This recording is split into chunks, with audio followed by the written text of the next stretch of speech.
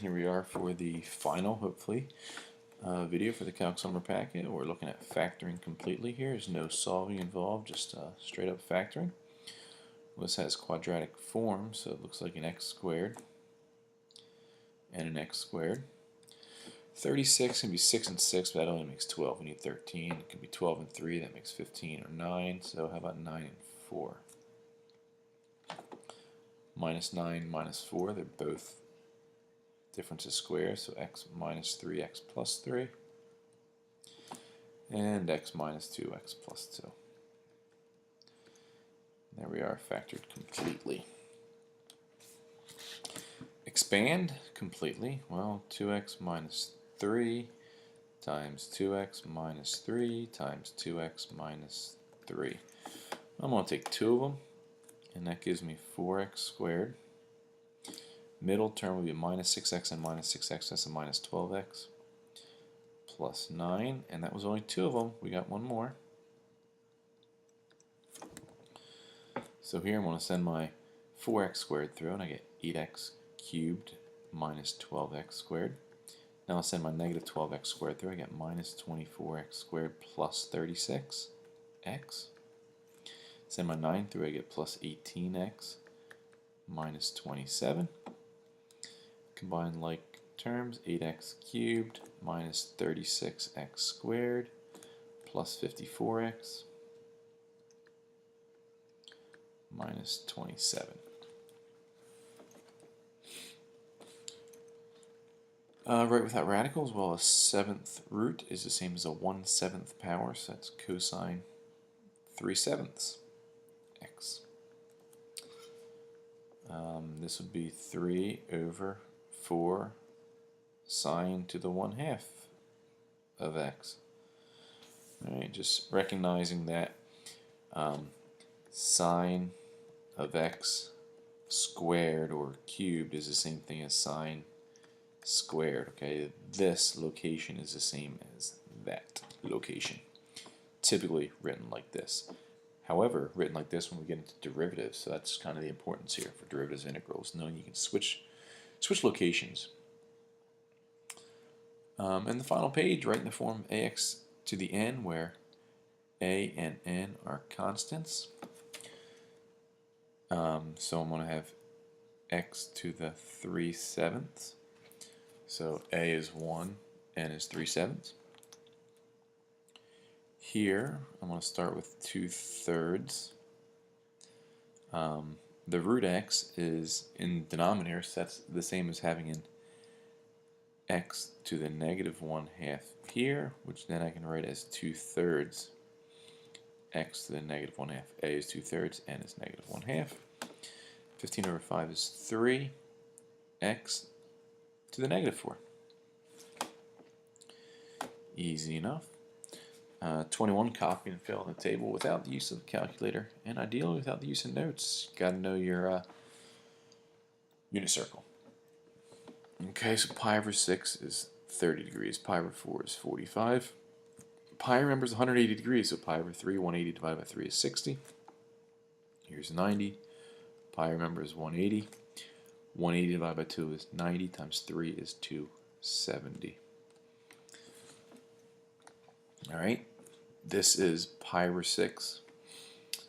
Pi over 6 is 30 degrees, right? This is 30 degrees more than 90. So that's 3 pi over 6 plus pi over 6 is 4 pi over 6, or 2 pi over 3. Okay, this is 30 degrees away from pi, so it's pi over 6 away. Pi is the same as 6 pi over 6, so that becomes 5 pi over 6. This is 45 degrees past, so pi over 4 past. If this is 4 pi over 4, this has to be 5 pi over 4. Alright, 240 is 60 degrees past 180. So pi over 3 past. So 3 pi over 3 plus pi over 3 is 4 pi over 3. 330 is 30 degrees short of 2 pi. Alright, 30 degrees short of 360. So 30 degrees, remember, is pi over 6. And 2 pi is 12 pi over 6. So if I'm pi over 6 short of that, I'm at 11 pi over 6. Alright, and now we're going to look at sine and cosine values. So pi over 6, our 30-degree guy, is what I consider the short flat triangle. So my y value is a half. My y value is a half, and my x value is root 3 over 2. At 45 degrees, they're both root 2 over 2. At 60 degrees is the tall triangle, where my y value is the bigger one, root 3 over 2. 90 degrees is top of the circle, x is 0, y is 1. I'm going to jump over to pi here, where x is negative 1 and y is 0. 120 is a 60-degree reference angle, so that's the same values as this, but in the second quadrant where x is now negative. 150 is a 30-degree reference angle. It's 30 away from 180. So 30 away from 180, we're looking at 1/2 and root 3 over 2 in the second quadrant for y and x. Again, remember these are y and x values. Somebody's trying to trick you, writing them in different order here.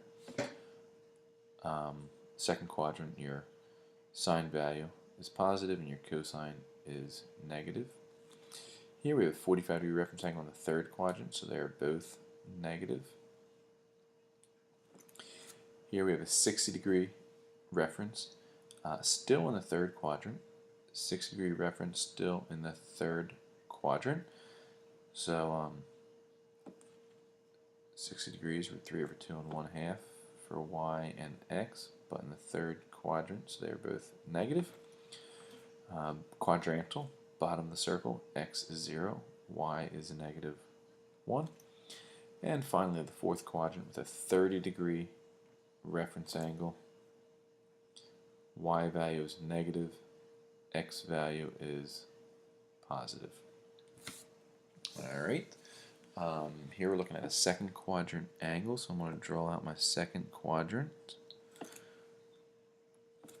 and draw an angle here in the second quadrant. The sine is 24, so sine is y over r, 24 over 25. Find the other 5 trig functions. Well, Pythagorean theorem tells us a 7, 24, 25 triangle. Alright, 7 squared is 49, 25 plus 24 is 49. So we're in the second quadrant where cosine is negative, x over the radius.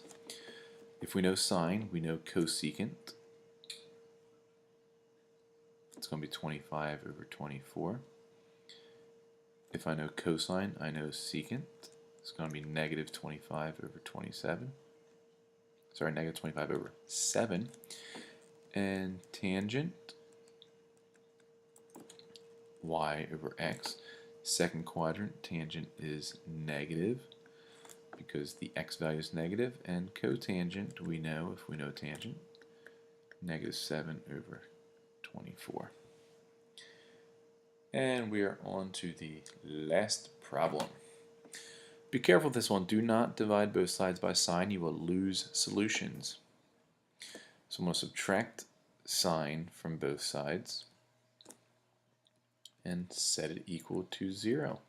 I'll now factor a sine out, and I can set both those parts equal to 0, while sine equals 0 and cosine would then equal 1. Well, sine equals 0. We're in radians now, right, between 0 and 2 pi. Sine equals 0 at 0 and pi. Cosine equals 1 at 0. Alright, so had you divided both sides by sine, you would have gotten cosine equals 1, and you would have gotten just 0 as your solution. You would have lost out on pi. So 0 and pi, 2 solutions there.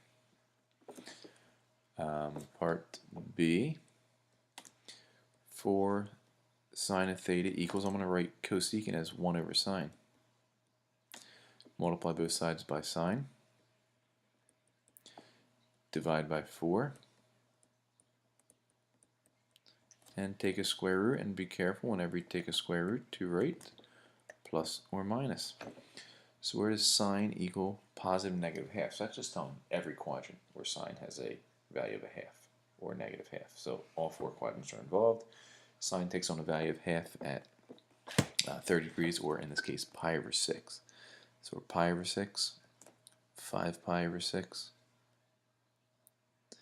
7 pi over 6, and 11 pi over 6.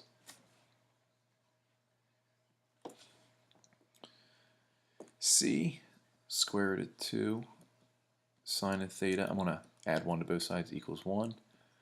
I'm going to divide by root 2. I'm going to rationalize, and we get root 2 over 2. Well, that occurs at pi over 4 in the first quadrant, and 3 pi over 4 in the second quadrant. And D, 2 sine of x, I'm going to subtract the 6y equals 1. So sine of x equals a half. Sine takes on a value of positive a half in the first and second quadrant at pi over 6 and at 5 pi over 6.